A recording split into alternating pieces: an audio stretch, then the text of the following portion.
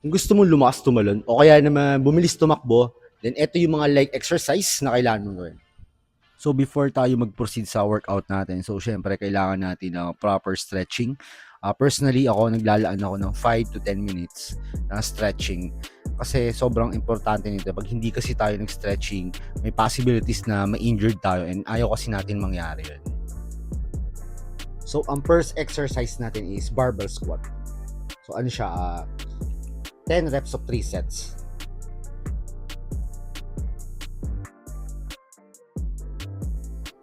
Second exercise naman natin is Bulgarian split squat. 10 reps of 3 sets din siya. Each leg naman.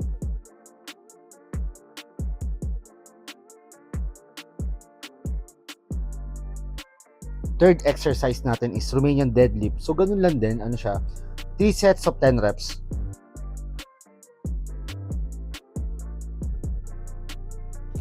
Fourth exercise is leg press. Ang last exercise naman natin sa legs is calf raises naman siya. Ito naman, dinadagdagan ko. So, ang ginagawa ko dito is 15 reps and then 3 sets din. After ng leg workout ko, sinusundan ko din siya ng core workout. So, dalawang exercise na ginagawa ko. Weighted sit-ups, tsaka cable crunches.